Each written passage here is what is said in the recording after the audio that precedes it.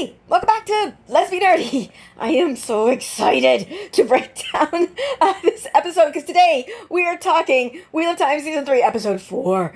And let me tell you, this episode is a big one. Like 24 pages of notes big. Sorry, I'm pointing to my notes there. So buckle up because we got a lot to talk about. I will say though, one thing I always try to do when I'm watching the show, especially, when things differ from the books, is to approach it with curiosity. Like, instead of getting hung up on the changes, I like to think about why the writers have made these choices. It's like a puzzle, trying to figure out how these changes might impact the story later on, figure out where they're going. It makes the viewing experience so much more engaging for me. So yeah, just know that going in, that is my perspective. And of course, a quick note, I read these books dozens of times, and of course I'm breaking it down from the perspective of someone who's read these books dozens of times, so this video is going to contain spoilers, full spoilers for the series. So if you haven't completed the series and you don't want to be spoiled, this is probably not the video for you, unfortunately. But if you have, let's get into it. Let's be nerdy with Let's Be Nerdy. Let's be nerdy with Let's Be Nerdy. Alright, now let's get into the meat of this episode. But before I dive into the nitty-gritty, there are a few things I want to highlight. This episode, episode 4 of season 3, The Road to the Spear, this is the episode. This is, for those of us who have been fans of the books for years, this is what we've been waiting for. What we've been aiming for since the very beginning of the TV series. I think it's fair to say that this episode is based on probably the most famous part of the entire book series.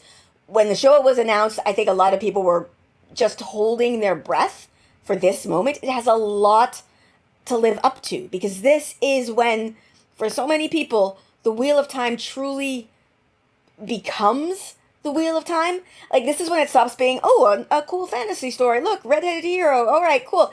And it becomes something truly special. Now, as of recording this, I haven't watched any non-book reader reactions to this episode yet. I have to say, it's one of the... I enjoy making my channel. I just want to say something really weird. I enjoy what I do. I enjoy this channel. I enjoy this communication with you guys, and I enjoy, like, having a way to share my thoughts and whatnot. But there's so many Wheel of Time videos and reactions out there that I'm not watching because I'm recording. I wish I could be watching, but I will watch soon, so that's fine. But anyway, I don't yet know if non-book readers are fully grasping the weight of what's happening here. I hope they do, because this moment is huge. For those of us who've read the books, this is what we've been waiting for since the series was announced. It's that moment we've been aiming for, the moment we've been holding our breath for. And let me tell you, even though Rand has never been my favorite character, he was never my insert character, the one I most identify with, this part of the story is one of my absolute favorite passages in the entire series. It is a masterclass in storytelling. It's one of the best examples of Robert Jordan's genius, I guess. And I've seen a lot of people saying that season 3 feels like the show has course corrected because it's sticking closer to the books than previous seasons. But personally, I don't think that's true. I think the course the show has been on has always been the course. I believe Rafe Judkins has always said that he wanted to do book 4 in season 3. And I think in order to do that, in order to get to the point where he could have 2 iconic chapters in the books, get an entire episode, a lot of things in the previous 2 seasons had to be changed. So, in my opinion, this isn't a course correction. It was an intentional course change. The show had to condense and adapt the first 3 massive, chunky books into 2.5 short seasons with only 8 episodes each to set the stage for this moment. And I think, honestly, it was worth it. This episode proves that the showrunners and the writers and everyone know exactly what they're doing. They knew where they were going, and they were willing to make bold choices to get there. As for the episode itself, I loved every second of it. Seriously, I don't think there's a second of it that I didn't like. The only thing this episode left me wanting is more time, more depth, more of everything. And one of the things I found myself thinking about while watching was how they could have fit in at least one more of Rand's ancestors in his trip through the columns, where they could have trimmed things in order to make room for it. And so I'm going to be sharing my thoughts on that as we go through the breakdown. But spoiler alert, I don't actually think it's possible. This episode is really packed, and every scene feels essential. But we'll get into that as we go. So let's start with the opening scene, Rand and Lan's sword training sessions. So, like I said, when I was rewatching the episode and taking my notes, one of the things I kept thinking was, what could they have cut in order to make room for more glass columns? And when the episode opened with this scene, I immediately was like, okay, this could probably have gone. But the more I thought about it, the more I realized, no, we actually need this scene. Because Lan and Rand's relationships is a very important relationship for Rand specifically, but also for Lan. Like, it's an important dynamic, and it needs to be seeded across multiple episodes. We can't just show them practicing together once and expect viewers to understand the depth of their bond. Lan becomes a mentor to Rand, someone Rand trusts and turns to for guidance in the books, both for good and for ill. And that relationship doesn't just happen overnight. It's built over time. And scenes like this are kind of crucial for showing that growth. So while it might seem like an easy scene to cut, it's actually doing a lot of heavy lifting in setting up their relationship that will pay off in big ways later on. And so, yeah, I think it's worth keeping. During this training session, we get our first mention of the flame and the void. This is straight from the books. I believe it's actually introduced like in Rand's point of view in The Eye of the World, so the very first book. In the books, Rand uses this technique not just for sword fighting, but also as he learns to channel. It's a foundational part of his character, and so it was great to see it included here. Another scene, a thing that this scene does is reinforce for Lan and for us, the viewers, that Tam, Rand's father, was a blade master. That's an important detail, especially if Tam shows up later this season in the Two Rivers. So again, this scene is doing double duty. It's building Rand and Lan's relationship and giving us important context about Rand's background and doing it in a way that feels natural and organic to the show. Scenes that can do multiple things like this are always a win in my book. This story, or not story, I guess this, whatever, his experience with the lambs, how when a lamb's mother died, they cut the new mother and put blood on the lamb. I don't know. This isn't like book canon or whatever. It's just a story Rand tells, but it just made me curious. Is it true? Does anybody know? If you do, let me know in the comments, because I'm kind of invested in finding out if this is true now. Next, we get this short scene of Moraine watching Rand and Lan train. And at first glance, this might seem like another scene that could be cut to make room for more time in the glass columns. But again, I don't think so. Because even though this is a Rand-centered episode, Moraine is also centered. She is a very important part of this.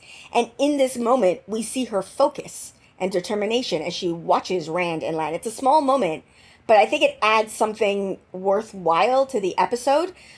Later, when Moraine makes the choice to go into Ruidhian not knowing what the consequences will be, we'll see the same determination and resolve. This early scene helps set that up. It's a subtle way of showing us who Moraine is and what drives her. Could the episode have worked without this moment? Probably, but I think it adds depth to her character and weight to her decisions later on, so I'm glad they kept it. Next up, we get this explanation about the Gaishain? I don't remember how they say it in the books, or in the show, I mean. But anyway, this is just, it's an important part of Aiel culture. They're talking about the dance of the spear, so even in this description of the Gaishain, we are emphasizing the warrior nature of the Aiel culture. And this, explains it very well for viewers who have not read the books. The only thing they leave out is that the Gaishain are only, they only serve for a year and a day. That might come up later, especially if we get to the part of the story where, there are Gaishain who refuse to put off the white or whatever, but it's not crucial to the story right now. And the rest of this conversation plays out almost exactly as it does in the book. So, yeah, this is a continuation of that scene with Moraine and Bear, which, as I said, is virtually identical to the books, although I think Amis is present in the books. But whatever.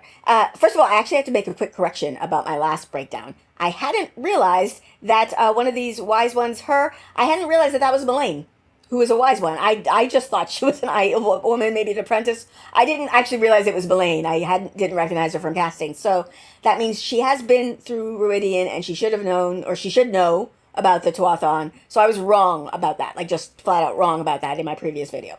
That said, Moraine is canonically a bit acerbic in the books, at least until she gets married and tamed later on, which I find a little bit annoying, but whatever. This conversation is crucial because it sets up the stakes for Rand, Moraine, and Lan. The wise ones, of course, they're explaining that if Rand hadn't come, he wouldn't have died. If Moraine hadn't come, she would have died. If Lan hadn't come, Moraine would have died. And then they start to say, if Moraine goes into Ruidhian, and then she stopped from finishing that statement, just like in the books. This means Moraine doesn't get a full explanation of what is waiting for her in Ruidhian. She doesn't know if it's going to kill her or not, and that certainly adds a lot of tension to her decision. But I also think, in addition to if I go into Ruidhian, will I die? Moraine is also considering the possibility that Moraine was going to say, if you do not go into Ruidhian, Rand will die. And that is a risk she is not willing to take. Her determination in this moment, it's steel. She is willing to face whatever is in Ruidhian, even if it means her own death, because the thought of Rand dying is unthinkable to her. It's such a powerful moment, and it really highlights Moraine's strength and resolve. Now let's talk about Aviendha and Lan, this fight scene. Before I started to take my notes, so I did I've talked about this before. I watched the show once, do a reaction, and then I watch it again just for fun, and then I watch it again to take my notes for this. And so before I had sat down to watch my notes, I had already decided in my brain this was the scene we could probably cut. I thought we don't need a big fight scene between Aviendha and Lan. It's cool to watch, but it's unnecessary, and we could use those moments elsewhere. But again, when I rewatched it, I realized something important. Again, this scene is doing a lot of heavy lifting. First, it hammers home the fact that the Aiel do not touch swords. It's forbidden. This has been mentioned before, but it hasn't really been emphasized, and we haven't really had a lot of time to emphasize it because this is our first episode really where we're spending an extended amount of time with multiple Aiel. In an Aiel setting, I should say, not in the wetlands. The scene starts because Aviendha asks Rand to remove his sword, which of course then naturally leads to asking Lan to remove his sword, and of course separating Lan from his sword is not wise. And the fight that follows is also a great way to show just how deeply ingrained fighting and violence and war are in Aiel culture. It is a visual reminder of who the Aiel are and what they value. But the scene does more than that. It also gives us a glimpse of Aviendha as a maiden of the spear right before that identity is taken away from her. This moment is crucial for her character arc. We need to see her as a warrior before she kind of loses that part of herself. Without this scene, her later struggles wouldn't have the same emotional resonance. And as you all know, I'm a character girly, first and foremost. In any media I consume, character is the most important thing for me. And this scene is integral to Aviendha's character development. Finally, on just a very, very basic level, it gives us more time with Aviendha. The show has to be so economical with what it chooses to show and what it doesn't, because there's limited time. So we haven't had a lot of scenes with Aviendha yet. And this fight gives us a quick but effective glimpse of who she is and what she's capable of. So, yeah, like I said, before this episode started, I was like, okay, this is one. I'm going to mark this as a scene we could remove. I don't think so anymore. I think this is essential, not just for the plot, but for Aviendha's character. I just appreciated this, as Aviendha's getting ready to go into Ruidhian. I appreciate the fact that she doesn't get completely naked. I mentioned this in my reaction video, and I think I also talked about it last season with Nynaeve going into the Arches in Tar Valon. Honestly, I'm just so glad the show isn't going book accurate here, because let's be real, the constant nudity in the books for these important rituals, especially, and not even especially, exclusively for the women, is just dumb. I know the reason, obviously, but it's still dumb. And I know, I literally have had people in the comments go, but it's historically accurate. First of all, this is a fantasy show, it's not history. But also, is every female ritual in history, has that always been nude? And have no male rituals in history ever been nude? No. There are female rituals in history that have been nude and female rituals that haven't been. And male rituals in history that have been nude and male rituals that haven't been. And Robert Jordan picked and chose the ones that he wanted to think about, I guess, and he wanted to think about naked ladies and he didn't want to think about naked men. And in this particular moment in the books, it is glaring because Aviendha and Moraine have to be completely naked to go to Ruidhian, but then Matt and Rand go to Ruidhian and they get to keep their clothes on. Now, they're going to different places within the city, but the contrast in that moment is so obvious that it feels like the nudity was just there to be titillating. It's just like, hey, imagine these ladies naked, but we know you don't want to imagine the dudes being naked, so like we're not going to bother with that. Like, it's anyway, whatever. I'm just glad that the show skipped that. But like in having her remove, they're calling it the cat and sword. Like, is that book accurate? Because I know that the Aiel wear cat and sword, but is that only what is worn by the warriors? I don't know. Anyway, they have her remove the cat and sword.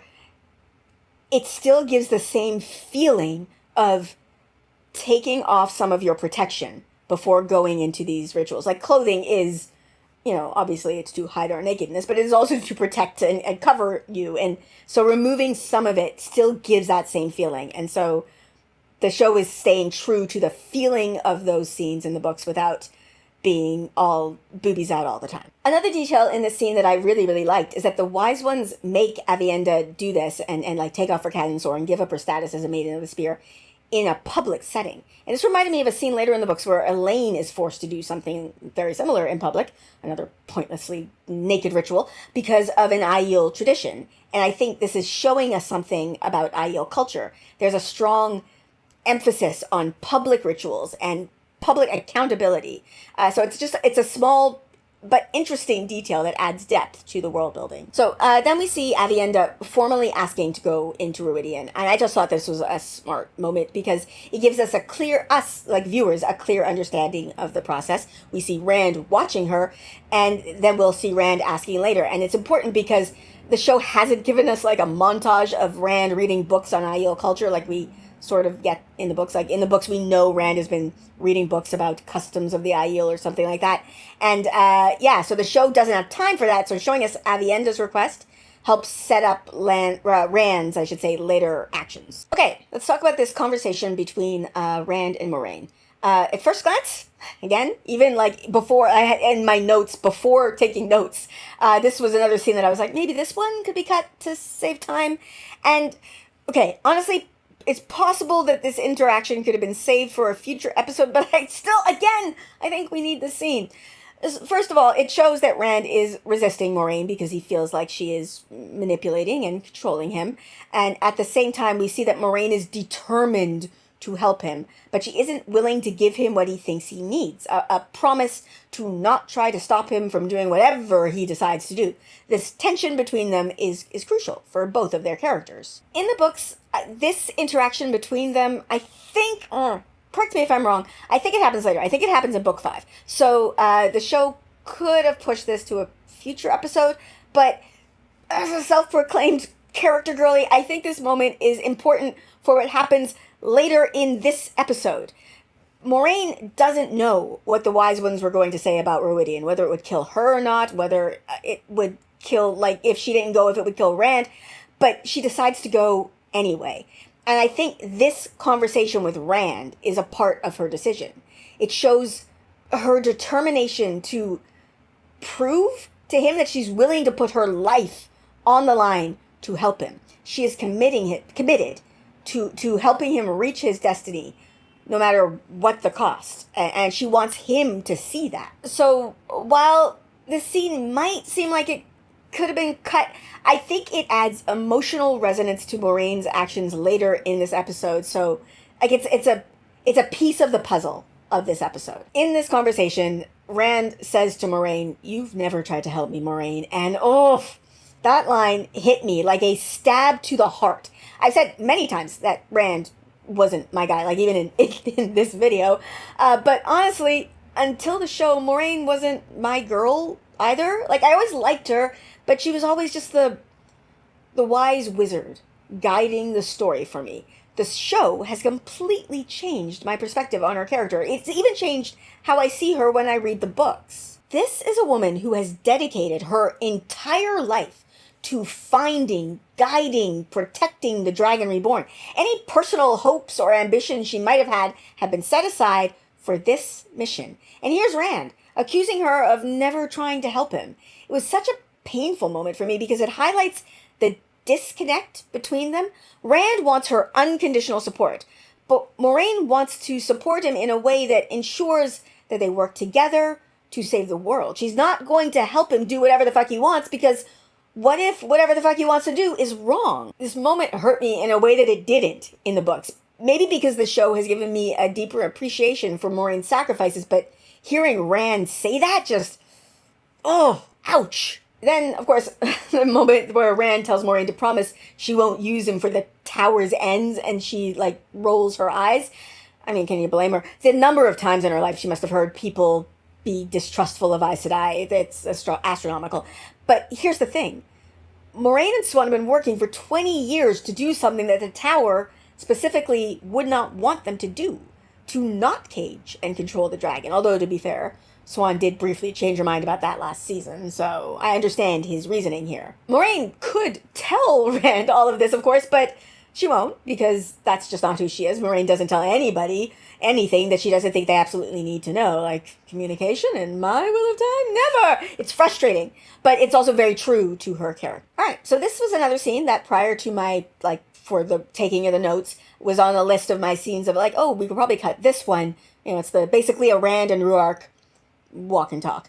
But again, I started like thinking about it and taking notes, like what would I say about this scene? I realized we kind of need this moment.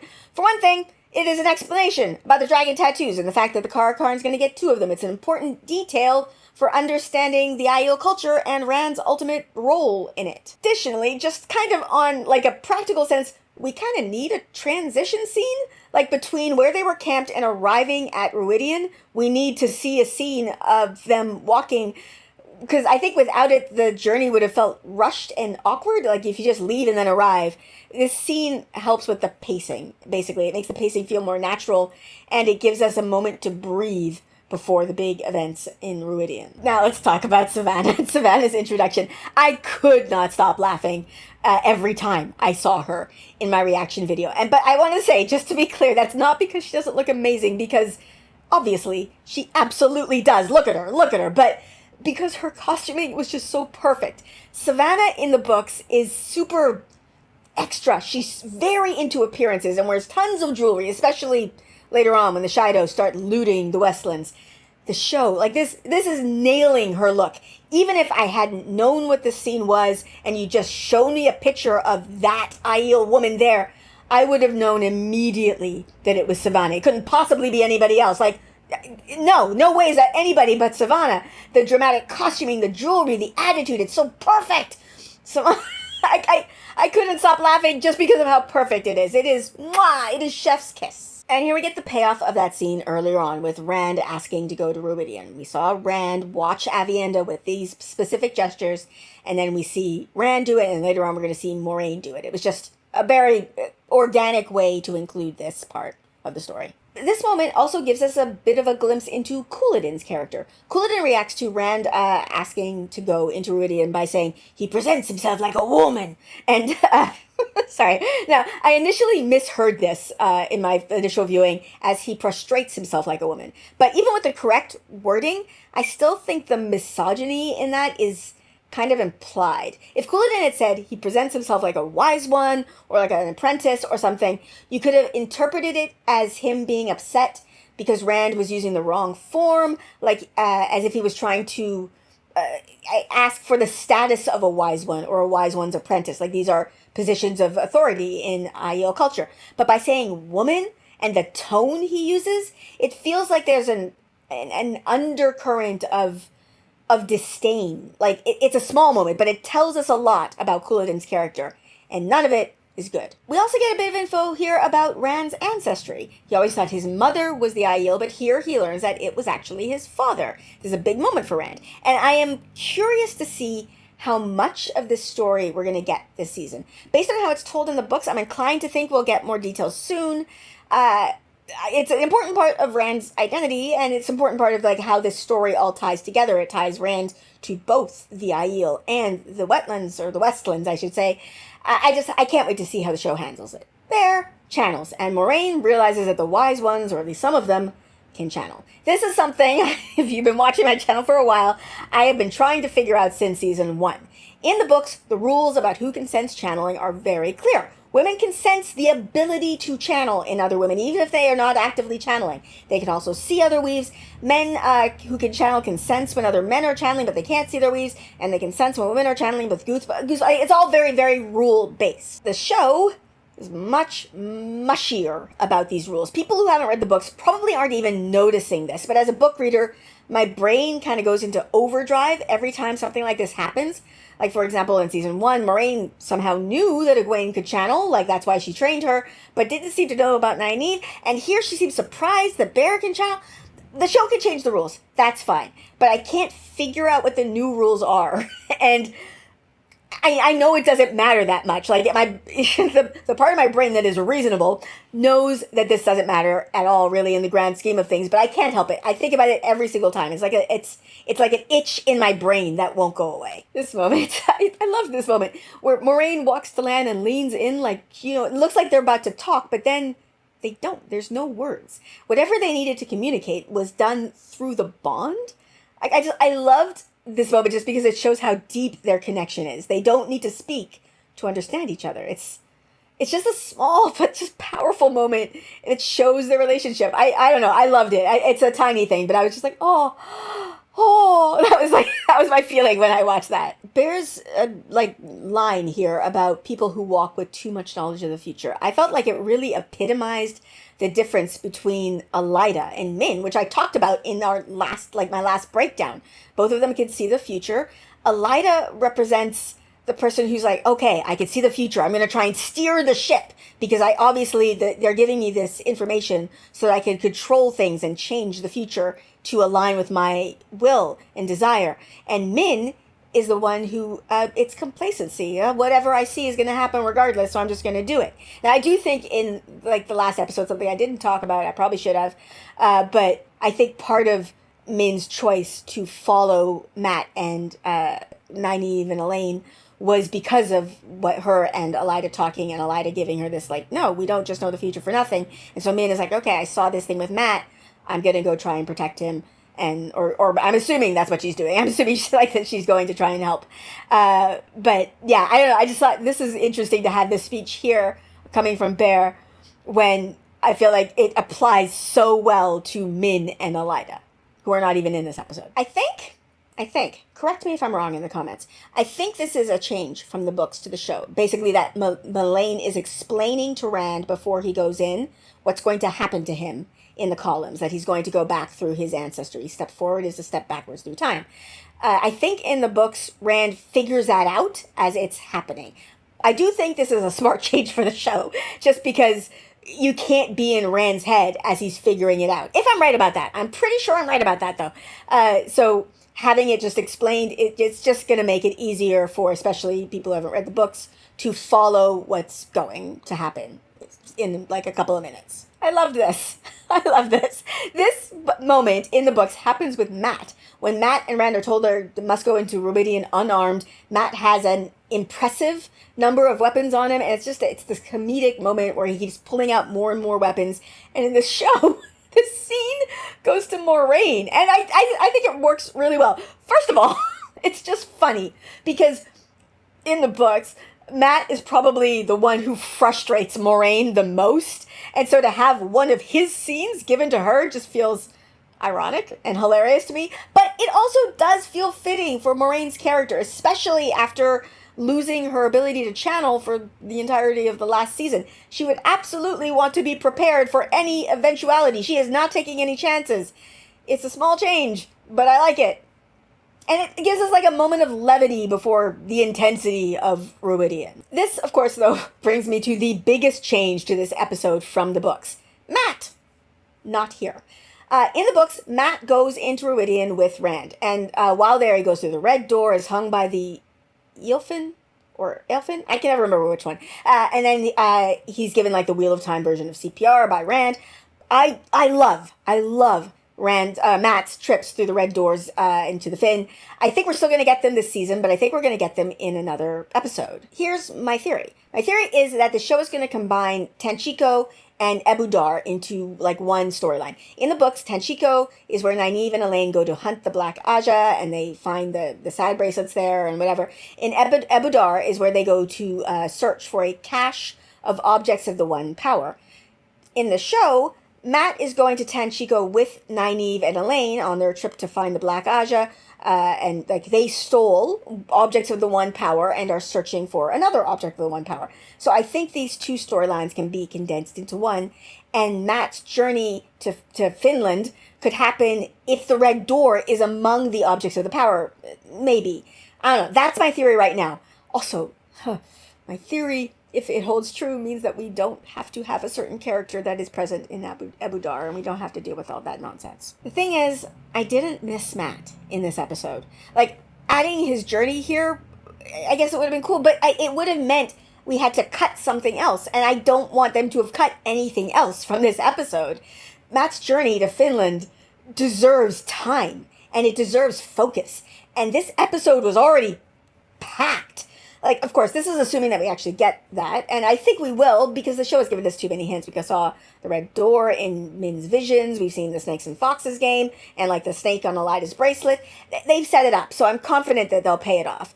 So I think when we get it, will, like, people who are upset that he's not here will understand, oh yeah, we wouldn't have had time in this episode to do it without removing something else. Moraine and Bear sending Rand and Moraine into Ruidhian. This is right out of the books. Like, everything, I mean, obviously this fact, besides the fact that it is Moraine and not Matt, is right out of the books. The detail, like, even of pulling the shawls over their eyes, and the words that they say are lifted directly from the text.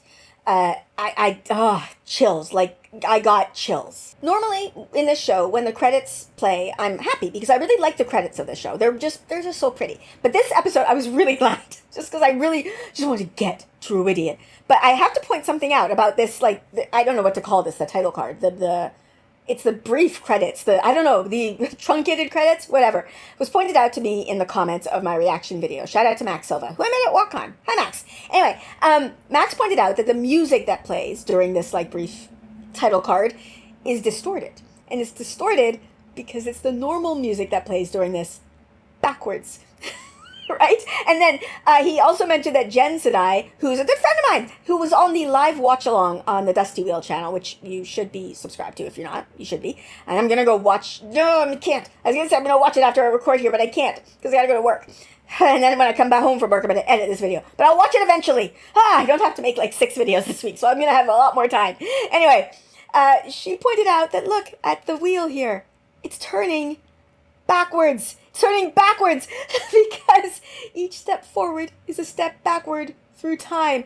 This is amazing. I love the care and the thought that goes into every aspect of this production. It's amazing. Rand and Moraine walking around Ruidhian here. Again, in my search for things that we could cut to give more time to the glass column sequence, this was another scene that I considered. Like, maybe still, like, I'm thinking, oh, maybe it could have been a little bit shorter. Like, we could have trimmed 30 seconds maybe off of it. I don't know. But I don't think we can cut it entirely. We need to see the scale of Ruidhian. We need to feel the eeriness and the unnaturalness of the place. It is an important part of setting the tone for what comes next. So maybe we could have shaved a little bit of time off of it, but I don't think enough for another column sequence.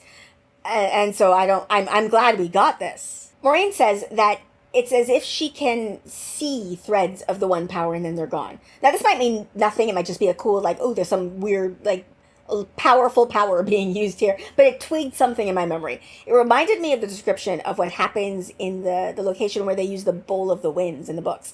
I can't remember what book that is. But in that scene, it's like there are traces of the One Power floating in the air. And it makes using the One Power in that area weird and dangerous. That combined also with whatever Elaine did there, but that's not what's happening here. Moraine uses the One Power here a few minutes later, but it's fine. It just reminded me of that moment. Like, there are these faint traces of the One Power lingering in the air. It's a cool detail. The tree, Aviendha.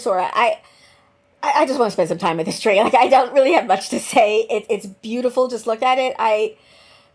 The way they portrayed it in the show, it's stunning. It's an iconic part of Ruidhian. I know, I could just sit here and stare at it for hours.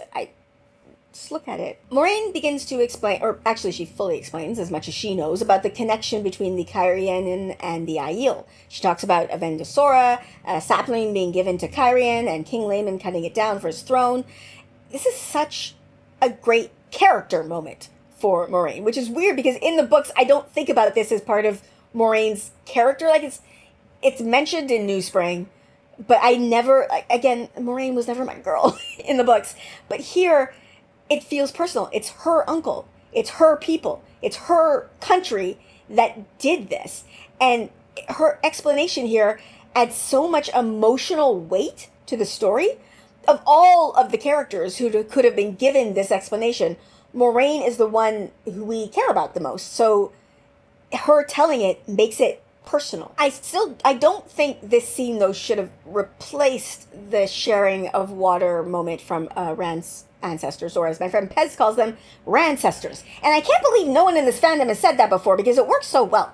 Anyway, I still think, I love this moment. I don't want this moment gone. But I think it would have been amazing to have Moraine give this explanation without knowing the full context and have the context revealed later through Rand's vision. Like, imagine how powerful it would have been to see Moraine talk about the sapling and the war, and then later in Rand's journey through the columns, we get the sharing of water that explains why the Aiel gave the sapling to Cairhien in the first place. But okay, I've just put all my cards on the table here. The sharing of water is the scene that I keep trying to make room for, because the sharing of water is the one that I miss the most. So I love that we got this from Moraine. Like I said, this feels, in the books, this just feels like world building and, it's all the puzzle pieces. Here, it feels like a part of Moraine's character. So I love that we got this from her. I just wish we could have gotten them both. I made a connection during my reaction that kind of blew my mind. And I don't even know if this is something like a connection that Robert Jordan intended us to make, because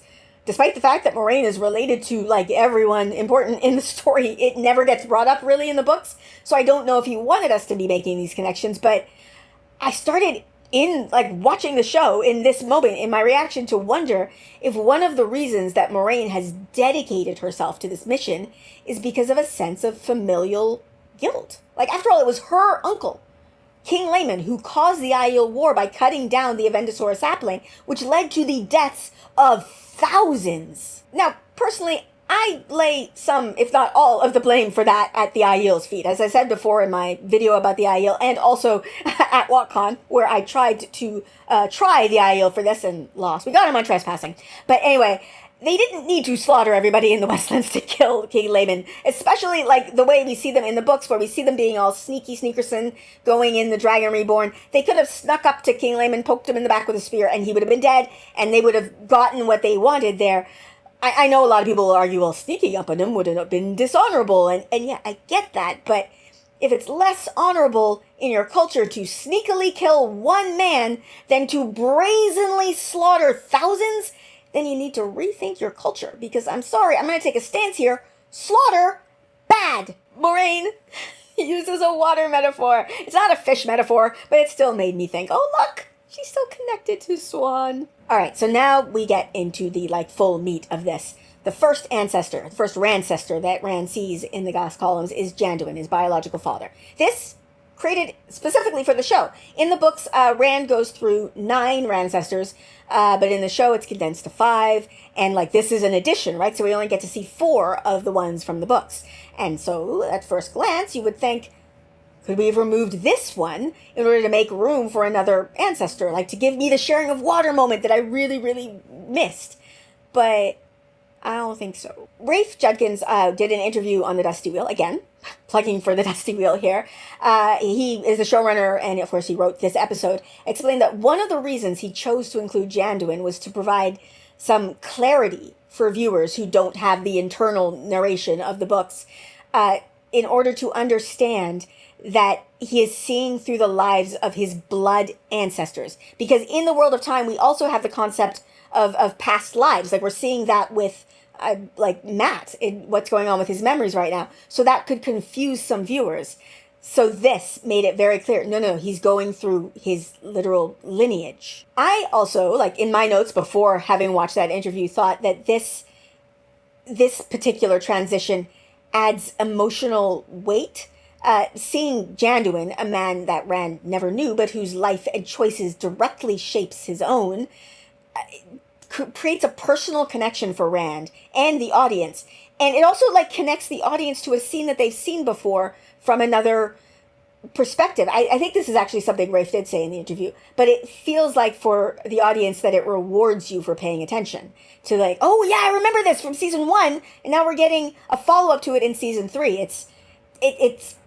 It makes you feel like you're watching a show that has a plan. The first one of Rand's memory, not memories, they're ancestors. That would have been confusing, I think, for non-book readers. The first one of Rand's ancestors that he goes into in the books is Mandane.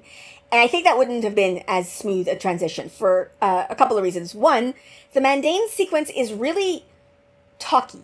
It's less dramatic. So starting with Janduin instead gives us this emotional punch right here that makes it clear that Rand isn't just observing his ancestors, he's living their experiences. This is not just about clarifying the mechanics of the glass columns, although it definitely is doing that. It's about grounding Rand's journey into something deeply personal and deeply emotional. It's a reminder that this is not just a history lesson, it's Rand connecting with the people who came before him and the people who are part of, well, I was about to say part of his DNA as if that was a metaphor. No, they're literally part of his DNA.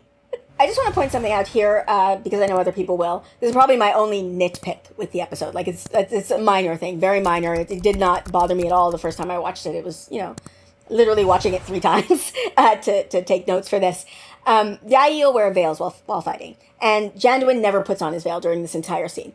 And at first, when I noticed it, I was like, it's probably just the same thing, like, from season 1 with the blood snow. Like, we want to see the actor's face, to see the emotions play out as he goes through this moment. And I wasn't really that bothered by it. We kind of need to make this visual connection between between Rand and Janduin, because all of these ancestors, in case you don't realize, they're all played by Yasha Shadowski, and he does an amazing job. And the makeup department who did the prosthetics did an incredible job. I think in addition to probably wanting to see the actor, because you always want to see your actors, there probably were some practical considerations as well. Like I said, he's wearing prosthetics. That's not Yasha Shadowski doesn't have a beard. And he's wearing prosthetics to change the shape of his face. Putting on and taking off a veil might have caused damage to the prosthetic. So that probably was a consideration as well. Like I said, the first time I watched it, it didn't bother me, but when I thought about it, the more I realized I kind of do care about this detail. Not enough to upset me, but enough to think that it would have been meaningful to see Janduin wear his veil. The Aiel tradition of veiling themselves during acts of violence is an important part of their culture, and it's something that is explained in Rand's ancestors later on in this episode. So I think it would have been powerful to see Janduin veil himself during this fight, and then maybe take it down when he sees Tigraine's body. It would have added to the scene and reinforced the cultural significance. I understand, I think probably, why they made this change, and it's a small one. It doesn't take away from the emotional impact of the scene, but it's one of those details that I think if they could have found a way to include it would have just added just that bit more to the episode. I have a question, actually. I don't have a clip for this. I just, looking at my notes, I just realized I have a question here that I never actually researched. So I'm just going to ask you. Let me know in the comments. I don't think, did Janduin kill King Layman? I feel like that's not book canon, but I can't remember. I don't care about it, but either way, but I just was like, is that third watch noticing? Not necessarily something that jumped out at me. And even if it is a book canon, I don't care. It was an emotional moment, and I liked the moment, but I'm just very curious to know if that is or isn't book canon. Let me know. Here is a minor change from the books. Rand comes out of the columns with blood on his hands after the Janduin memory. Now, this could just be him, hallucinating them. I think that was Matt's theory on the Dusty Wheel. But I like to think that it actually is blood, because I like this connection between the columns and the White Tower, where like the arches in the White Tower, where sometimes you come out with wounds, sometimes you come out with blood from things that happened there. It just connects these objects of the one power, and I think it works well. So here we get the first ancestor from the books. This is Mandane. This is one I mentioned earlier that I don't think would have worked as the first memory in the show, because, as I said, it's very talky. They're like, this scene is them just discussing how the Aiel can't refuse whatever it is that the Aes Sedai ask of them, and then, later on we'll see what the Aes Sedai ask of them, go through the columns, whatever. This moment is mostly talking and thinking. And I think it works in the books because we have Rand's like internal narration as he's experiencing this, and then like we get him coming out of the columns and figuring it out. But you experience Rand's disorientation. I don't think in the show that could have worked unless you wanted to have a Neo from the Matrix like whoa moment, which I don't.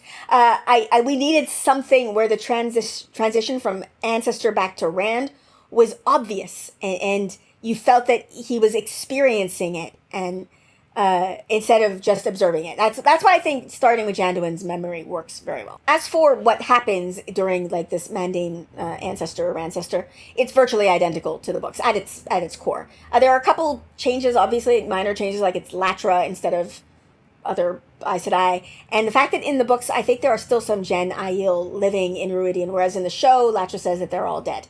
But these are, they're not small differences, they're big differences, but they are small differences to what this scene does, like what this scene has to tell you. All right, so this is kind of a big change, not to this particular ancestor, but to the whole mission of the Aiel. Latra here is using the Sakaran, right? The powerful sangreal that they're hiding and protecting in Ruidhian. Now, I still don't quite know why they chose the Sakaran over any other sangreal or terangreal mentioned in the books. I had a theory last episode that Lanfear had mentioned the Sakaran to Rand in order to get that information to Moraine, so Moraine would use it. Because in the books, there are people who theorize that the Sakaran is flawed, in that, like, if you use it, it will give you a lot of power while you're using it, but it will make you really weak afterwards. That still might be true in the books, not about Lanfear telling Rand about it, because Moraine just found it on her own. But it might still be true that the Sakaran is flawed especially because since in the show, the Sakaran's, like, mate is Kalendor, which is also flawed. In the books, Kalendor is flawed. So having them be matching flawed Sarangreal would fit with some of the themes of the story. But so far, we haven't heard anything about any flaws in the show, so I'm not sure. I'm very curious about the reasoning behind this choice, though. Like, are we going to see Kalendor and the Sakaran used in the cleansing by Rand and Nynaeve later on? Maybe, if we get that far in the show. But for now, I'm really intrigued. I will say, I do think it's kind of a smart choice to reduce the amount of magic items. It makes them way more special and powerful, and makes it much easier for people to track and follow in the show. Latra in Ruidhian. Like I said, this is a change from the books, but it's a minor one that I think works really, really well from the show. Because it's not Latra in the books, but having her in this scene gives us a connection to another ancestor that we're going to see later on. It also ties us back to the Latra that we met in season 1, like even the earlier version of Latra that we're going to see later on is the same actress that we saw in season 1, in the season finale, I believe. Plus, it also gives us an idea of how long Aes Sedai can live. Like, I don't know if we're going to get into that later on, the whole Oath Rod thing. I don't know. But having Latra here does a lot of heavy lifting. We don't need to introduce new characters. We already know Latra. This just makes her seem even more mystical and powerful. I think this is a smart change. I just want to take a moment and appreciate how the show portrays channeling from the Age of Legends. Like, obviously this isn't the Age of Legends, but Latra is an Age of Legends Aes Sedai. Whenever we see someone from that era channel, okay, not ever, but definitely Ishamael and Latra, their weaves are so precise. They're like scientific looking. Compare that to like what Moraine's channeling is going to look like later on in this episode. Moraine's weaves look wild, like organic. It's such good visual language. It shows us that even the Aes Sedai have lost some of the skill and knowledge from the Age of Legends. I love this detail. It's such a subtle but effective way to show how much has been lost over time. Another minor change from the books, but it's a rule of cool movement. Latra here creates the columns right here. We see them form. In the books, the columns are already there when the Aiel arrive. Again, incidentally, this is another reason why I think Mandane's memory, or not memory, gotta stop using that word, Mandane's ancestor, whatever, couldn't have been the first one in the show because it's so talky, it's not dramatic. Adding the columns makes it a little bit more dramatic, but it's still not, it doesn't have that emotional weight to it. Latra says here that the Aes Sedai call the Aiel Oathbreakers. This is not true in the books. The Aes Sedai do ask the Aiel to keep the Way of the Leaf, but it's not framed as an oath. Like, even in that scene, in that moment in the books, the Aiel who is asked, like, oh, keep the Way of the Leaf, he's perplexed by the request because to them, keeping the Way of the Leaf is just what they do. It's not something they need to take an oath about. So the idea of not keeping the way doesn't even make sense to them. In the show, it's framed as an oath that was broken. And to be honest, I'm okay with this change because I think it makes things clearer. Like, it's similar to how I think the show has handled Dane Bornhold and Perrin. In the books, Dane hates Perrin because of a rumor that Perrin was, like, there when his father died, so he's somehow responsible for the death of his father. In the show simplified it by having Perrin literally kill Dane's father in front of him. Same motivation, but much clearer. Here, I think the show is doing something similar. Over time, in the books, the Aiel come to understand that they failed the Aes Sedai in some way. But in the books, it's never really explicitly stated how they failed. My personal theory about this, I think, that the Aes Sedai, I should say, gave the Aiel a mission to protect the Sangreal and the Chora saplings, not because they really needed or wanted them to protect these things, but to give the Aiel a purpose to keep them safe. And the Aiel took this mission as their purpose, but the Aes Sedai were just trying to get them moving, because the Aiel were brave beyond all reason and would have stayed and been killed otherwise. The Aiel think that they failed the Aes Sedai by not protecting all the ter'angreal and sangreal and saplings, but the Aes Sedai, what the Aes Sedai's actual goal was for them was to preserve this people who were dedicated to peace. I think that is that's the story under the story. The show, though, I think it's just simplifying it and making it very clear. And I think that works. Okay, so the show jumps straight from Mandane to Lewin. In the books, I believe there are two ancestors in between. We get, I think, Rodric and then another one.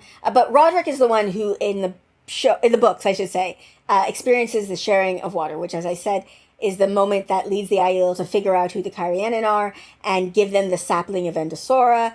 And this, of course, leads to King Aemond cutting on a tree and blah, blah, blah. Aiel war Rand being born on Dragonmount. I really, really do wish we could have gotten that in the show. It's not just because I really want the sharing of water moment, which I do. I really wish that we could have gotten it. Like I said, I think it would have added even more weight to that moment with Moraine earlier.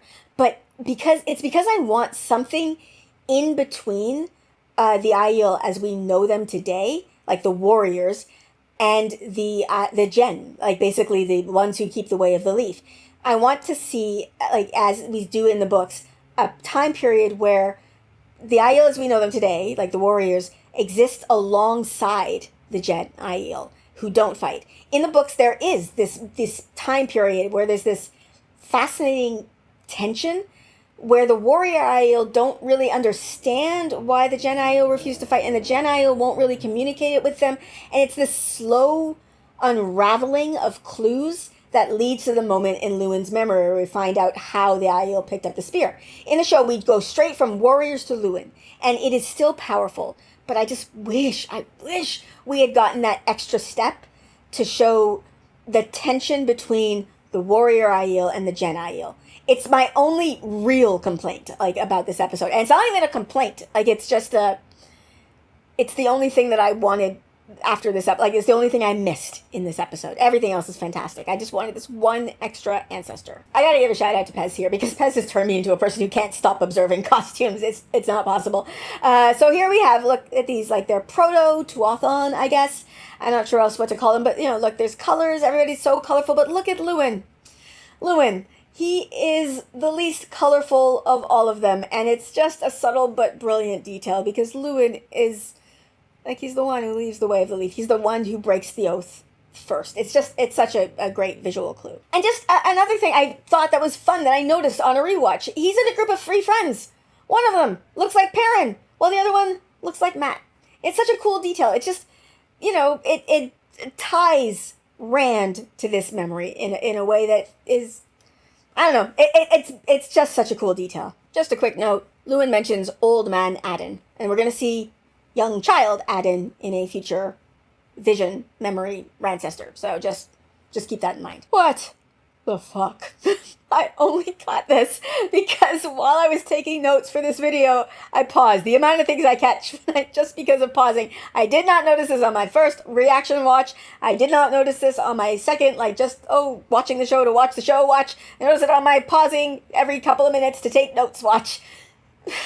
Lewin cuts his face off. He literally cuts this bandit's face off. It is brutal. It really drives home the horror of what has happened. It was an accident, but he literally just cut this fucking guy's face off. I've done a lot of talking on my channel about the costuming in this show because I think it is amazing. Another thing, though, that I haven't dedicated any time to on my channel, but I think it is worth, and after, this moment, I was like, oh, I gotta find somebody who knows about music to talk about the music on my channel, because this just, again, didn't notice it the first time because I was probably talking, because that's what happens during a reaction. You gotta talk.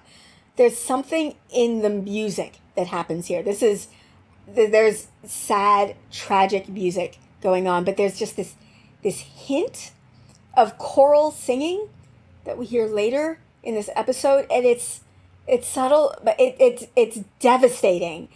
It adds such emotional weight to the scene, especially when you watch it again and you know what that choral music is, and it's just the loss of it. It's this moment. Sorry. Oh, crap. This moment is straight out of the books. Lewin's mother calls him a stranger and then tells him to cover his face because she had a son with a face like that. And she doesn't want to see that face on a killer.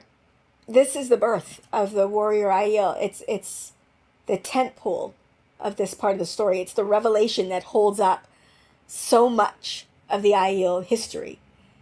In the books, this moment, it hits me like a dun dun dun moment. It hits me like a revelation. It's a big aha moment where everything clicks into place. But I'm getting teary just watching this scene play out back. In the show, my reaction, I got tears in my eyes. When I rewatched it by myself, I fully cried.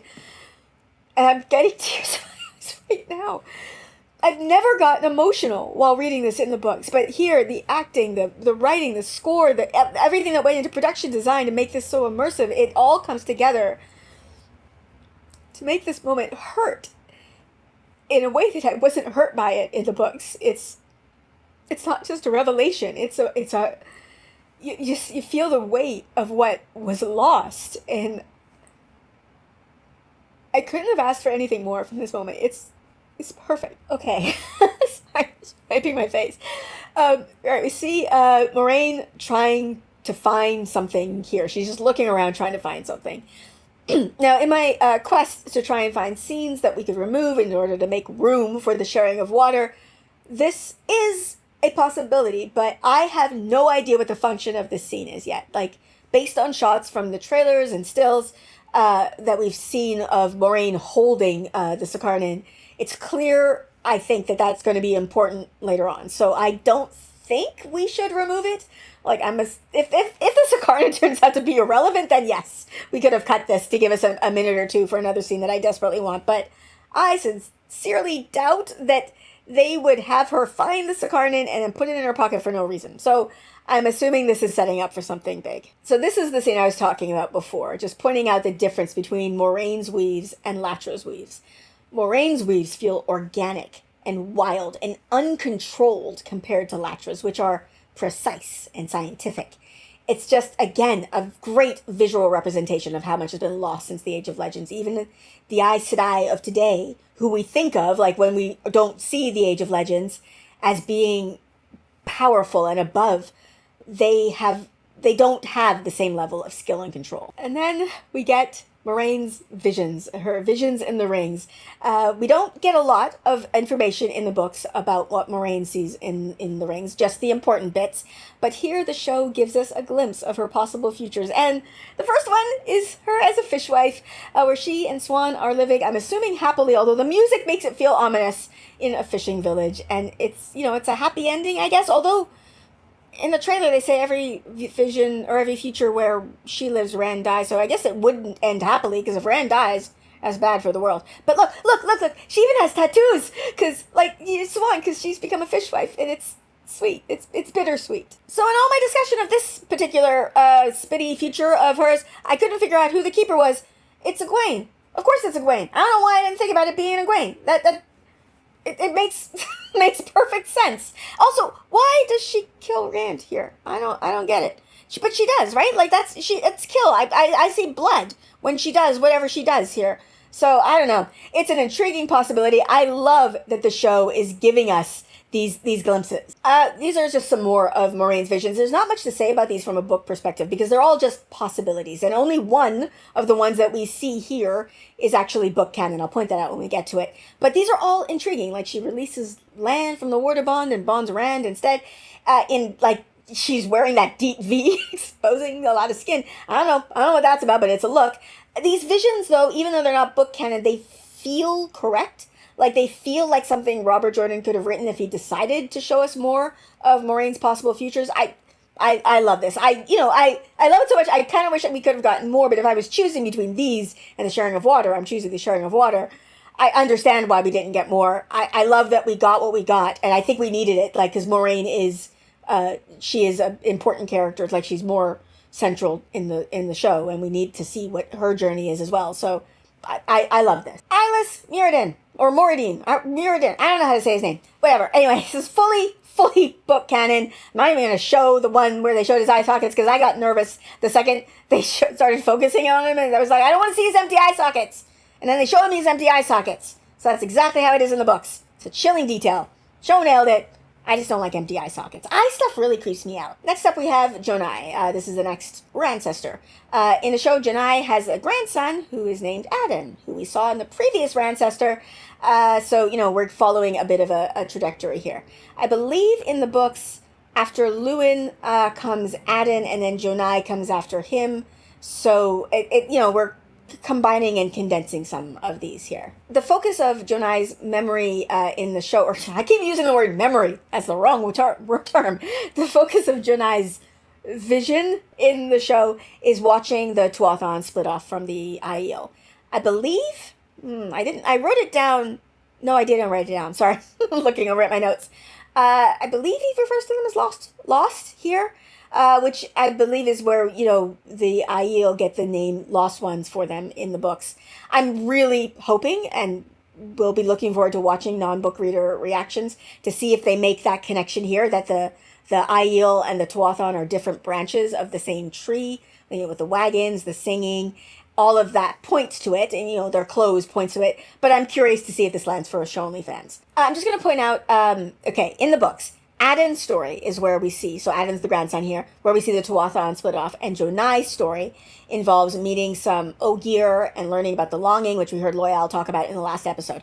There's also a moment in Jonai's one where we meet an Aes Sedai who is kind of gone mad, and she talks about Ishamael only being partially trapped and still touching the world. And is that where we get the information? Tell me in the comments. Is that where we get the information about Ishamael coming out every 1,000 years and causing chaos? Or is that something we know from outside the books? I don't know. But anyway, I'm assuming the show isn't going to include a lot of that because it's a bit weird and complicated. But yeah, that's just one of the differences between this and the books here. Jonai here is speaking a mix of the Old Tongue and English, Common, I guess is what we'll call it here. So the assumption, I assume, is because we definitely hear them speaking the Old Tongue, like exclusively in other Rancestors, is that over time, so this is helping show the passage of time, they are changing languages. I will say the language in the books is one of the things where I just go, okay, Robert Jordan just was like, it's too complicated, it'll make the world too impossible and too unwieldy to navigate, because the languages in the books don't work. There's no reason why the people in the Westland should be able to understand the Shanshan. The language should have diverged. Like, genetics don't change that quickly, but language does and can change that quickly. So the old tongue could not evolve into the language that here is common. The only way I can make it work in my head is that maybe the language of Paradisen was what we now know as the old tongue, and the rest of the world spoke a different language. And so when the Aiel left Paradisen, they had to learn the language of the common people, I guess. And maybe that's it, and the language of Paradisen was just lost. That way I can make it work. We still need more divergence between the languages in the Westlands, but still. That's a weird book gripe nitpick. That isn't even a nitpick. It's one of those things where, like, I know why he did it. I know why he didn't do that, because we needed people to be able to talk to each other for the show or for the books to actually work. So, yeah, anyway, just pointing that out, because this made me think about that. All right, we get Rancester here in Paradisen looking back at what looks like the War of Power. Or like maybe it's Aiel Ghul. Either way, it's cool. We just get this glimpse, you'll see there, of a modern looking city with magic shit happening in the background. And I love it. It's such a great detail of like a great representation of what was going on. These people just living, like, that looks like a city that anybody of us could live in now. With magic, with like literally the pit of doom behind them. It's Mordor. They made sure to put Latra here in the same outfit, so we'd recognize her. It's a small detail, but it's important, because if you're not paying close attention, you might forget who she is, and obviously it's a different actress, so you're not going to recognize their face, so yeah, it's cool. I noticed something here on my third rewatch that made me laugh.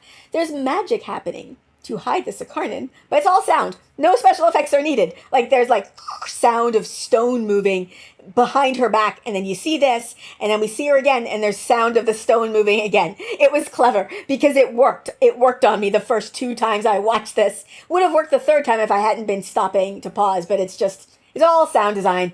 It was a way to save money, but it was really cool. I just liked it. It made me laugh. I was about to say as a book nerd. I don't know if I want to say as a book nerd, just as a nerd. I got really excited while they were doing this. Like, we got, the subtitles here, but they are speaking the old tongue.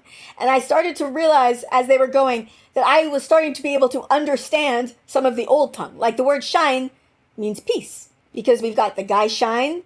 We've got they're sworn to peace, or dedicated to peace, I think. And then, like, every time they said peace, like, shine was in the words that were being spoken. I don't know, it just made me geek out. There's another one that happens later on that also I was like, oh, I know what that word means now. Lanfear mention. And Moraine mention, as the one who opened the Dark One's prison. This is all explained here through text. It's done very quickly and deftly. I think naturally it works in the show. But I got excited when this happened. I was like, oh, Moraine, Lanfear, good, yes.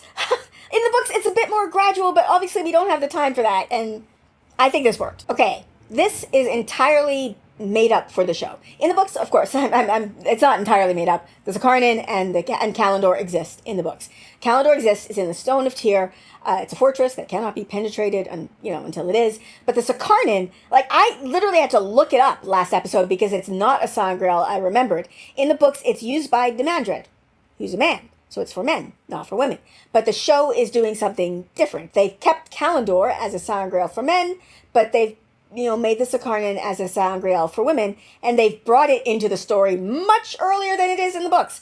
I don't think the Sakaran is even mentioned until way, way late in the books. I think I can guess what they're doing here. Like, they're setting up Callandor and the Sakaran as being, like, the big nukes of the story, since we haven't heard anything about the Chodan Call, and we're probably not going to. I think they're, like I said, reducing the amount of magic objects, because in the books, like, Ruidhian, there's just Tarangrel and Sarangrel everywhere, and Rand picks up a few, and then we find that cache in Ebudar, and then everybody's getting, and we've got Vora Sarangrel and all of these. I think we're not going to get nearly as many in the show to make the ones that we do get feel more important. But I think that these two, the Callandor and the Sakaran, are probably going to be the ones that are used in the cleansing. And I will say, I really loved this moment here where she says she trusts the safety of the Sakaran to peace, and the Callandor is entrusted to war and fear. This is made up for the show, but it feels accurate to the story. Like, Rafe always talked about protecting the heart and spine of the books. This feels like that, because one of the themes of the books is balance. The world in the books is unbalanced, and restoring that balance is a key part of the story. So even though this isn't canon, it feels like canon, and it's a great adaptation choice. It also, incidentally, makes it clear then why the Aes Sedai are entrusting one of these sangreal to the Aiel, who cannot fight to protect it. If there is just this core belief in the world that balance is needed, if one of these is protected by violence and war, one needs to be protected by the opposite of that, which is peace. So this, as I said, feels like a change in canon. I'm not entirely sure. In the books, the Aiel are entrusted with Chora saplings as well as tons of sangreal and terangreal, which are supposed to protect and keep safe until the Aes Sedai can retrieve them. In the show, it's simplified to 10,000 saplings and 1 sangreal. That's a big change, but it's not the one I'm focusing on here. What feels like the change to me is the motivation behind the Aiel's mission. In the books, the Aiel are staying near the Aes Sedai, and they are dying because they're pacifists. They're incredibly brave, and they don't want to leave because they want to continue serving the Aes Sedai. The Aes Sedai, in turn, have an almost paternal feeling towards the Aiel. They want to protect them, so they give them this mission, not just to protect the sangreal and the Chora saplings, but to get the Aiel to leave and to find a safe place. The way I interpret it, the Aes Sedai are sad about sending them away, and even sadder that they have to trick them into leaving. They say, like, yes, protect the things. But the real goal is to protect the Aiel. In the show, though, it seems like the mission is exactly what they say it is. Protect the trees and the sangreal and keep the Way of the Leaf. There is no deception here. The mission is straightforward. And keeping the Way of the Leaf is a part of that mission. It does, in my mind, change the tone of the relationship between the Aiel and the Aes Sedai. I think, I don't know if I want to say that this is better or worse. I don't think either is. But I think this works for the show because it reduces the complexity. You don't have to read into it as much. And it makes the fact that the Aiel leave the Way of the Leaf feel more significant. Not more significant, that's not true. That's the wrong word. But you feel the significance of it more directly. Should have waited to talk about that here. We see the Aiel take the oath to keep the Way of the Leaf. This is a change from the books, as I said before. The Aes Sedai ask the Aiel to keep the Way of the Leaf, and they're like, yeah, what are you talking about? That's like asking me to drink water. Of course I'm going to drink water. I need water to live. Like, they don't feel the need to take an oath because the Way of the Leaf is literally who the Aiel are. What would they be without the Way of the Leaf? In the show, making it an oath simplifies things and makes it very clear what the Aiel did that disappointed the Aes Sedai. It is a more direct through line, and I think it works for the show. In the books, one of the themes in the books is the loss of knowledge, the decay of knowledge over time. And in the books, we have more time to explore that decay. In the show, we're still getting that, but we don't have as much time. So we need to make the connections between things much faster. And that's the reason why I think this change works for the show. We see our ancestor here leaving the city with his husband. This is a change in canon. Not because he's gay and married. That's not a change that matters to me at all because I don't care. But because, look, that's a black Aiel. This is a change from the books. And I'm certain, it is going to upset a certain segment of the fandom who are obsessed with the racial makeups of characters in the show. I have ranted about this before, but the only group in the books, I'm not talking about the show, who should be racially homogenous in the books is the Aiel. Here's my reasoning why. And it's the reason why I find it so weird that people get upset about the Two Rivers or any other place in the world, but they got real upset about the Two Rivers being racially diverse. During the breaking of the world, where mountains are rising and oceans are forming and the world is in chaos and the earth is like moving like water, people were fleeing disaster. You cannot tell me that while they're fleeing, they're like, okay, we must all run away because it's so scary and dangerous, but be sure to organize by phenotype. Like, no, they're fleeing to safety wherever they can find it. It has only been 3,000 years since the breaking, and that's not enough time for any one location to become genetically and racially homogenous unless they started that way. That's not how genetics work. So in the books, the Aiel are the only ones who should be racially homogenous because they were the only ones who started as a racially homogenous group on their own. They set out from Paradisen as a group, as an ethnically homogenous group on their own. But here's another thing I'm going to add to that thought, because that was not something I noticed the first time around. I read these books. I don't even know when I picked that up, but I remember when I did, because the thought I had was, what the fuck? What the fuck, Aes Sedai? That's really messed up, because the Aiel are hereditary servants. It's like, it's not exactly slavery. They have status. It's considered an honor, but the Aiel essentially picked a group in the books to be their servants based on race? Did they just have a preference for redheads? Like, yes, only redheads must serve. It's weird and it's creepy and I don't like it as a thing. So I am okay with this change in canon. And to be honest, if you're not okay with it, you're probably not watching my channel anyway. So there you go. Now, I've seen some comments questioning how Rand could have a gay ancestor since gay men wouldn't have children. Honestly, I think this is kind of a silly argument. Gay men have children now, in the world now. We are not living in an age of legends, and gay people have children now.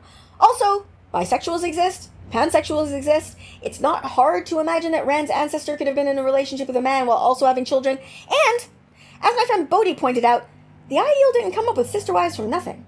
In the books, the Aiel practice a form of polygamy, so why couldn't we assume that there was some sort of polyamorous or group marriage arrangement in their ancestry? It's not really that hard to reason out. We got this view of the Aiel singing and the Kolan Dawn.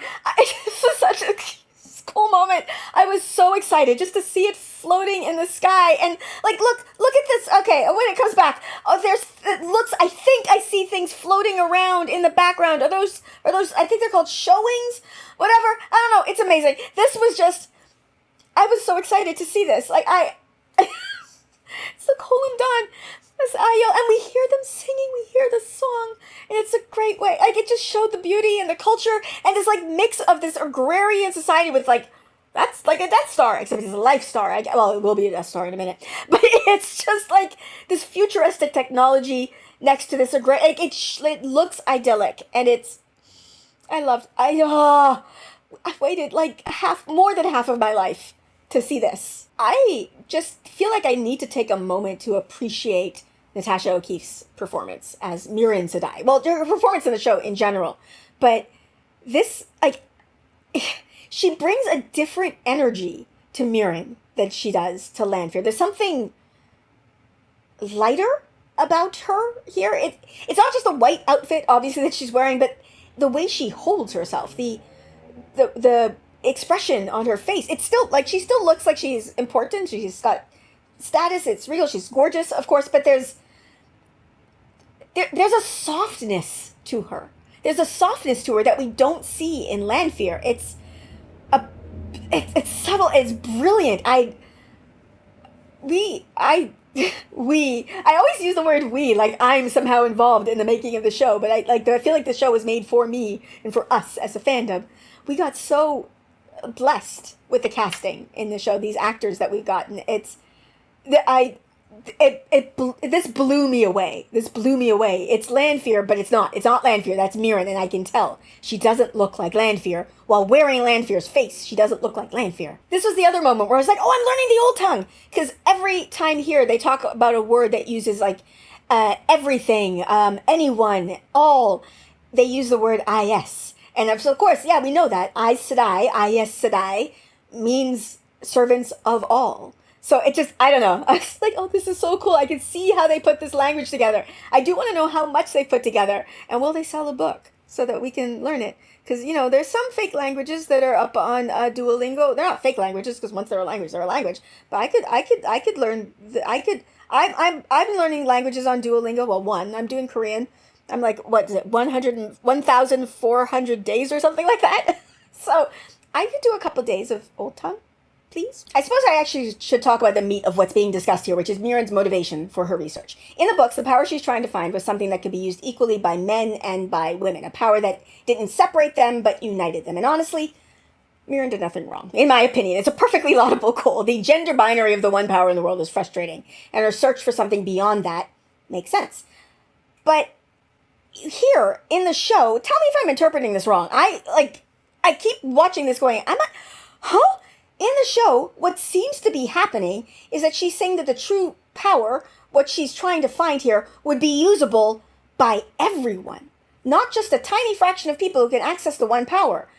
This makes her even more altruistic than she is in the books. Like, if I'm interpreting this right, which I could be wrong. Tell me if am I? Because that's what I'm seeing here. See, she's searching for something that would bring true equality to the world. And that just makes her story even more tragic. She's almost saintly in this pursuit. But of course, it leads to disaster. This also, incidentally, ties into the stratification in the Age of Legends. It's a time of peace and innovation, but there's an intensely ingrained class system. Like, we've got literally hereditary servants in the Aiel, and let's not forget the Chora trees. Love the Chora tree, that's great. Planted on every street to keep people feeling peaceful. Like, I always found that actually kind of creepy. Not always, not the first time reading, but there was a point where I was going, what the hell? They say that every street is lined with Chora trees, and then they tell you that sitting under a Chora tree makes you feel peaceful. This feels like a way of pacifying the populace. The Age of Legends is cool, but there's some really creepy stuff going on there. And this change in canon, like, it seems like Mirren's trying to bring people, like, elevate the people who are not Aes Sedai, who are not out there making Chora trees and whatever. And it makes her story more tragic to me. There's another layer to her motivations, though, that I think is worth exploring. As a book reader, I know that part of Mirren's bitterness towards Lews Therin is rooted in romantic jealousy of Aiel, like she's still in love with him. But in the show, she specifically mentions him here. And that hints at something more. A desire, maybe, that she's looking to prove herself to be his equal, or maybe even his superior. It's this fascinating mix of altruism and personal ambition that I feel adds depth to her character. You see Mirren here, she's holding back tears. There's so much sadness in her. Like I said, she has this lightness to her, this softness to her, but there's throughout this, there's this undercurrent of sadness. She is grieving something. As a book reader, I know at least some of that. I don't know what all the backstory they've written for the show, but I know what some of this is. You know, she's grieving the loss of her love, I'm assuming, and she's bringing a lot to this. Another thing I just want to note, look at that. Throughout the Rancestors, you'll notice a lot of them have that, like, rat tail coming off their hair. That's book canon, except I think it's only for the maidens. But anyway, it made me happy that they included that. Do you remember that fashion trend from the 90s? Yeah, the Aiel were ahead of the curve, or behind the curve. I don't know. Time is a wheel. Whew. The Colum Dawn. The Colum Dawn breaks. This is exactly how it's described in the books. They even talk about how it falls deceptively slowly because of its size and its distance, and that's what we see here. It's crashing to the ground, but it looks almost graceful. The way it splinters, like what splinters in the sky, the sound design, it's chilling. I got goosebumps watching this.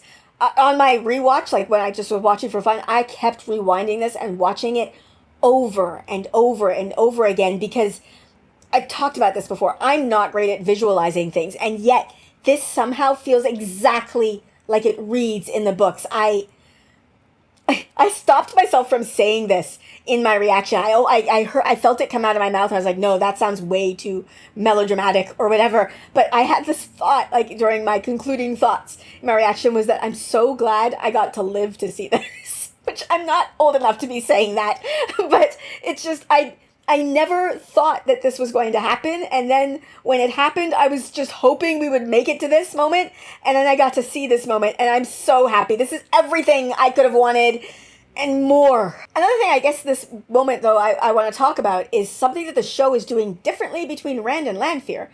In the show, Rand is still meeting with Lanfear in Tel'aran'rhian, not of his own free will, granted, but he still does seem to have some feelings for her. In this point in the books, Rand doesn't have romantic feelings for Lanfear at all. He doesn't want to kill her, of course, because she's a woman, and he has this hang-up about killing women, even when they're literally serving Satan. But in the show, there is still some connection there. And now that Rand has seen Mirren in these visions and her goal, I'm so curious to see how their next interaction will play out. He'll have seen that, like, it wasn't on purpose. She didn't intentionally try to bore into the Dark One's prison. That was an accident. She actually had laudable goals. She didn't even know this was a Dark One's prison. At least that's my interpretation of it. I still think, like, what we saw of her, like, with him in Tel'aran'rhiod, I still think she's playing with him. I still think she's trying to manipulate him and appealing to his desire to protect her. I don't trust her. But this just adds so much to whatever interaction we're going to get to see from them, and I can't wait. Okay, I'm going to keep talking over this scene just because I love this scene, whatever. But I want to talk about some things that we didn't get in the show. First, there's no Someshta, the green man. In the books, the Someshta is a giant tree-like being, half man, half tree, who walks and flowers grow in his footsteps. He's a member of a species, like a construct called the Nim, who, along with the Ogier and the Aiel, sing and they make crops grow. Like the Nim dance between the Ogier and the Aiel as they sing. It's beautiful and it's magical, and we didn't get any of that in the show. We also don't see Someshta being tasked with keeping the Horn of Valir and the Dragon Banner and the Eye of the World safe. In the books, I love it in the books. He has some of my favorite lines, especially in the Eye of the World. So we would have actually seen Someshta in, like, season 1 if Someshta was going to be there. I love him. But I'm fully okay with having him cut from the show. Having a walking, talking tree man show up here would have felt way too Lord of the Rings, especially for people who haven't read the books. Even though the Green Man predates the Lord of the Rings by a lot, and I'm sure that Robert Jordan not only, like, we're all building on the shoulders of, like, of giants, or here, standing on the shoulder of giants, building on, I don't know what the sayings are, but we're all, you know, obviously he's being inspired, but also the Lord of the Rings was inspired by Legends of the Green Man, so, yeah.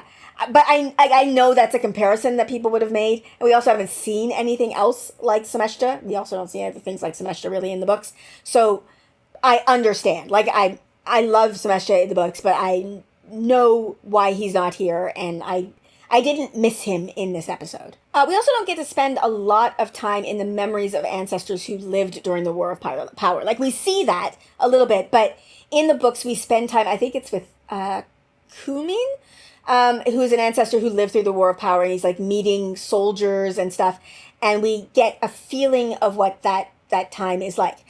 I like those scenes in the books, but I didn't miss them as much as I missed the sharing of the water scene. If they'd been in the show, obviously, I would have loved them, but their absence didn't feel like a huge loss to me. Speaking of the sharing of water, Rafe Judkins mentioned it in an interview, that interview I've talked about that he did on the Dusty Wheel, when he was talking about 2 of the other visions that he wished he could have included. So one of them was the sharing of water, and he said he would have merged that with the first Maiden of the Spear, the first time a female Aiel takes up the spear. It's a cool moment in the books, but I didn't personally miss it in the show because I don't think we need a specific, like, this is why the girls fight too, because what, we don't need to reinforce the gender binary. The Aiel are a warrior culture now, so just, yeah, they fight. And we don't need to specify why women fight here, to just whatever. But that was something that he said he would have included in that scene. The second moment that the second vision that Rafe wanted to include was the one that is only talked about in the books. We actually don't get to see it. But it's a scene of a circle of Aiel singing to a man, a male channeler who's gone mad. And he kills them one by one. But they keep singing for him until the last one is dead, in order to give people around them time to escape.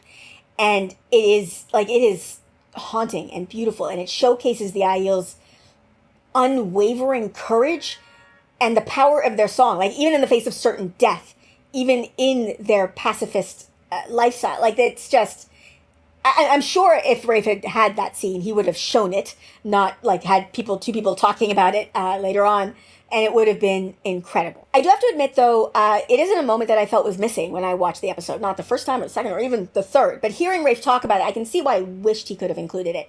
It's a moment that encapsulates the Aiel's strength and their commitment to their values, even when those values lead to their destruction. It's tragic and beautiful and deeply moving. The fact, though, that I didn't miss it, I think underscores why it wasn't included. It's not essential to the immediate narrative of the episode. It would have added another layer of emotional depth and historical weight, but it's not essential. Of course, choosing which visions to include must have been an incredibly difficult task. It wasn't just about time, which is the only thing that I've been considering in trying to figure out which scenes to remove.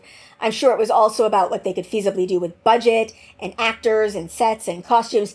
Every choice has to be thoughtful and deliberate, and I think the ones that they made were the right ones for the story they're telling. Still, it's fascinating to think about what could have been, but it makes me appreciate the care and effort that went into crafting this episode, like, even more. we see Rand's tattoos growing on his skin. This is such an amazing visual. The way the tattoos form and spread, it's so striking, and it's a great way to show this transformation Rand is going through. I couldn't take my eyes off it. This is another one that I just rewound over and over again. I was like, wow. And then, of course, we see Aviendha's reaction to Rand's tattoos. Her reaction makes sense even if she hadn't seen him in her visions, but I'm assuming she did. I'm really curious about what Aviendha saw in the rings. The show hasn't given us much about their relationship yet. I don't know where they're going with their relationship. Obviously, we saw some smooching between Avi and Elaine. I don't know what they're going to do here. I know that there was no time in this episode. Like, they already gave us more from the rings than we ever got in the books. It's just one of those, like, oh, if we could have 6-hour episodes, this is what I would have wanted. We had this brief but glorious glimpse of the, like, Two Rivers crew, the Emond's Field 5, in their full evil costumes. It's only, like, I think, 10 maybe seconds? But it is a striking visual.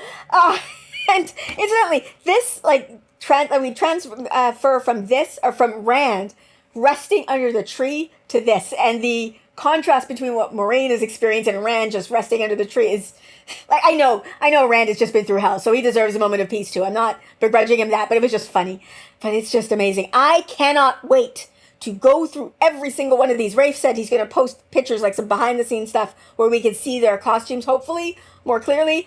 I want to talk to Pez about all of this. Yes. This is the only book canon thing from her visions, Moraine's visions in the rings that we see. And I don't want to talk about it that much because it's gross. It really creeps me out. I don't know why, but it really creeps me out. But in the books,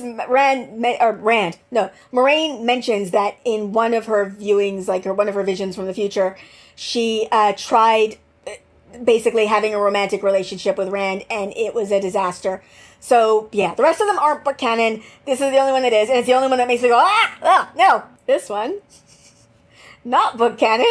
I want to talk about it forever, even though I don't have anything to say, just because of reasons. I want to know more about this one, because just the reasons, please. What led to this moment? I have so many questions.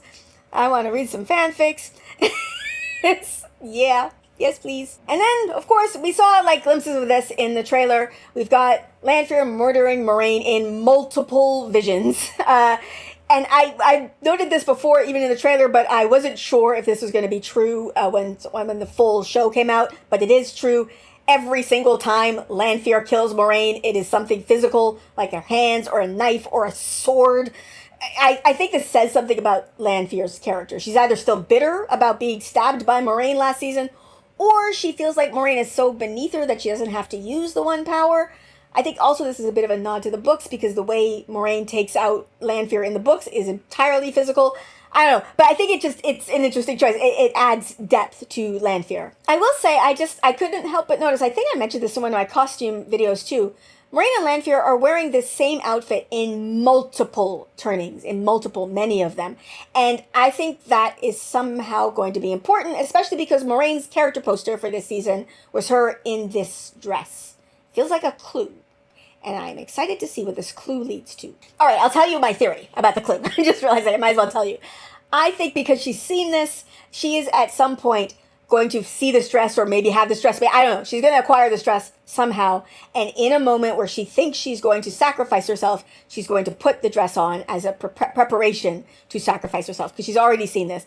There's also, like, I might get maybe 52% that she's going to think she's going to sacrifice herself, and then Lan's going to save her, and she's going to be devastated because she's going to feel like that is doom for the world. That is, I'm not 100% sure, but as I've said before, I'm like at 55% that Moraine survives this season. But just not even 55. That feels like saying it too strongly. I'm like at 50.5% that Moraine survives this season. So, yeah. Let me know your thoughts, comments. Lan and Egwene say that it's been 7 days since Rand and Moraine went into Ruidhian. I think this is canon. I think so. I think that's book canon for how long Rand was in Ruidhian, at least. I don't know. I know he doesn't realize how much time he spent there until he comes out. Anyway, let me know. I think that's right, though. Rand comes out of Ruidhian with the dawn. This is beautiful. I don't really have much to say. It's just gorgeous. I don't know how much of this is, like, in camera, like if it's any composition shots with green screen or not. I feel like it feels like it's all in camera.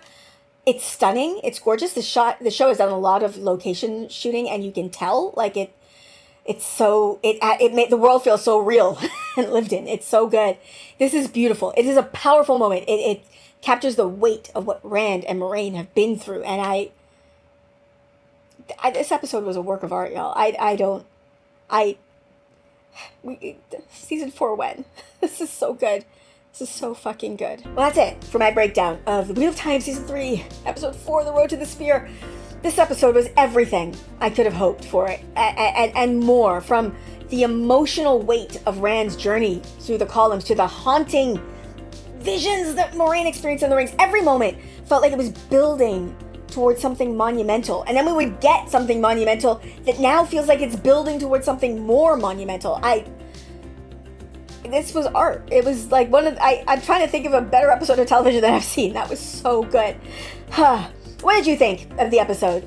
Did the changes from the books work for you? Were there any moments that stood out for you or surprised you? Did you react to any moments in the show differently than you reacted when you read the books? Let me know in the comments below. I want to hear your thoughts. And before I go, I obviously want to give a huge thank you, a shout out to my patrons.